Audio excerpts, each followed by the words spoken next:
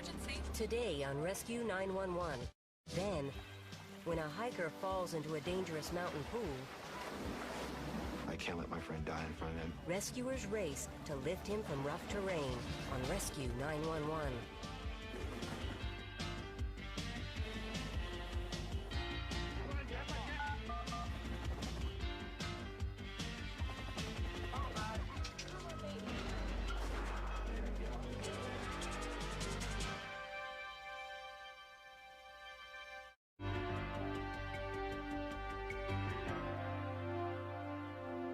We begin on the afternoon of August 26, 1991, in the hills above Fresno, California.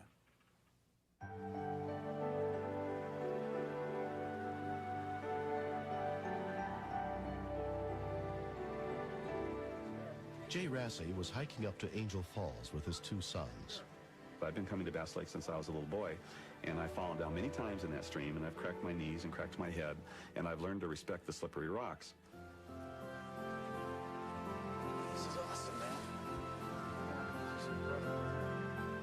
David Salinas and John Kubar had grown up in the area and known each other for years, but they'd never explored Angel Falls.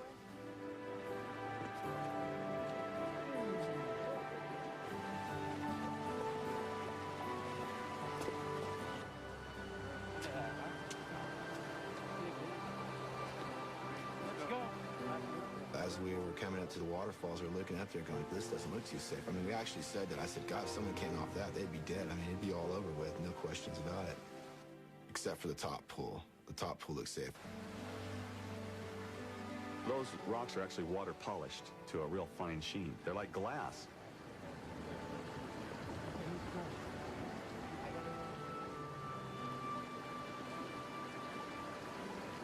Great, man. What are you? Cheer. I'm bonsai in this one. Ooh, and it's cold. All right, are you ready? Yeah. Okay, down.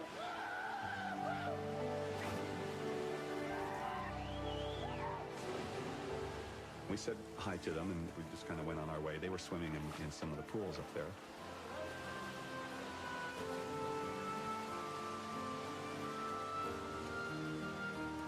We slid down a couple times into the water, and then he moved over to the side, and he was like going to take a little different route down there. There were signs at the top that said, danger, men have been killed here, people have died here. And if we would have saw that sign, we wouldn't have went anywhere near it.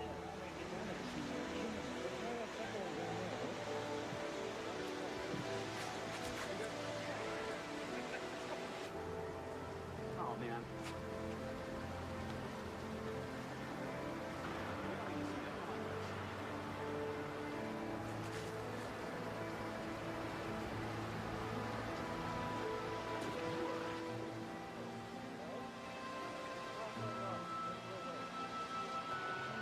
Hey, fellas, come on.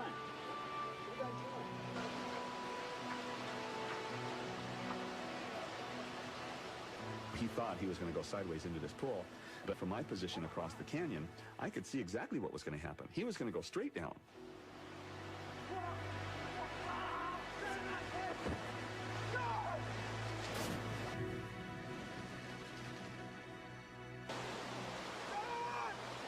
You couldn't see down below the rocks. There's 3 pools down there, and I did not think I was going to be able to find them. When we continue, I was reaching around the field for a leg or body or anything. I was just reaching, feeling. And I thought, I pray he's not dead.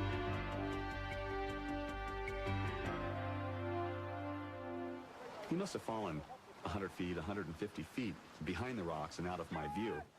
I mean, in my heart, I knew he was hurt. I started to panic. I said, it's going to take me 3 and 4 minutes to get down that trail, and it's going to take me 10 seconds to get down this way. And it was just like an automatic response. I can't let my friend die in front of me. I've known him for too long. He's been my friend since kindergarten. I looked, and he wasn't there. And all the time is going by. And then climbing up to the next place, I looked into a rock pool that's maybe 15 feet in diameter, and I could see human hair. Your friend's at the bottom! We gotta get him! We gotta get him!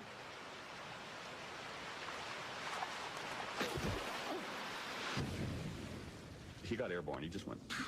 And when he hit the rocks, I heard the crack of his leg. I was reaching around the field for a leg or body or anything. I was just reaching, feeling. But I thought, I pray he's not dead. Third time, I don't know what it was. I just shot all the way to the bottom. I pulled with all my might, and he came out. His head was bleeding. I didn't hear any breathing, or I didn't feel any breathing. I think he was down a good 3 minutes. And as we pulled him to me, I mean, the guy was lifeless. He was limp. His lips were blue. He obviously hadn't been breathing for a long time. To me, the guy was dead. After clearing John's airway, David began to perform rescue breathing. I just remember it from high school, and all of a sudden it was just, I was just doing it. It came all back to me.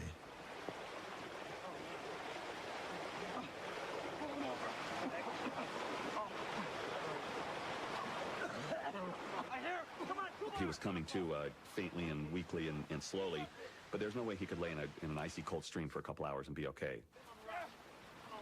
I went to stand up, and I couldn't stand up. I looked down at my leg, and I was like, oh my God. And I was like, I gotta get back. I gotta be able to get help, you know, whatever. But no way.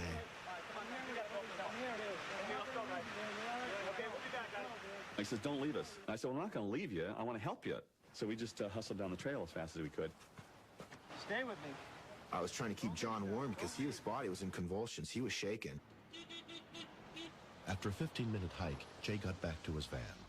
Almost immediately, he spotted a Mariposa Park ranger driving by.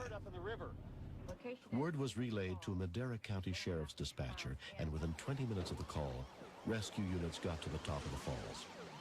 Mariposa Battalion 4213 Upper Rescue Group at scene. Get Stokes baskets ready. Fire Battalion Chief Mike Boren headed up the operation to evacuate both victims. Got a head injury? We do a lot of rope rescue stuff. We're in there 6, 7, 8 times a year at least. And the remoteness of the area leaves you hurting for a long time before anybody can get to you. Take a line down that side. Let's set the other rope group up here. Let's run a line right down this way. Paramedic Ed Guzman and his partner EMT Debbie Carter worked on stabilizing John. People go down these water slides as if they were on a ride from Magic Mountain, but there are no safety nets.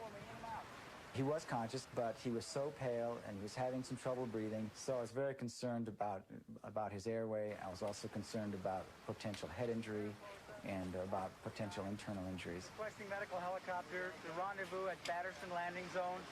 Normally, we wouldn't encourage people to move a victim, but they did the right thing. They had to get him out of the water. If there's a chance they're going to get hurt more, you got to move them. He was becoming increasingly short of breath. But once water has entered the lungs, this seriously inhibits a person's ability to breathe or breathe normally.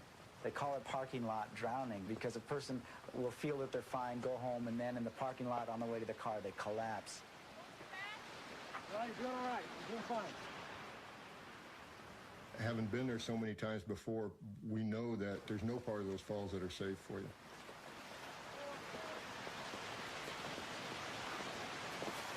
I was like, God, I almost died. Now I'm going to really die looking down. David was taken to the hospital by ambulance with multiple leg fractures, which required reconstructive surgery. John was airlifted by Air Life Services and treated for head lacerations and a concussion, and had water pumped out of his lungs. If John had been alone, unfortunately, he would have been found probably days later. That one CPR class David took back when was the difference in John's survival. Coming up alongside you, pal. It's been a year since David saved John's life. I can't say enough. He might have gone through some pain and probably still is, but all that kind of transcends the fact that I am around and that he was responsible for that. I just feel that life's so valuable. You got to do every single thing you can just to stay above. One of my friends is a nurse, and he teaches CPR, and I had him actually teach me the 100% proper way and refresh my memory, and also I'm certified now. Because you never know when you're going to need it. Ready to take some real mountains? Yeah, let's go for that. Yeah. I think this whole thing has slowed me down a little bit. It's made me appreciate more the finer things in life, the simpler things in life. All right, try to test the water? No, let's just go.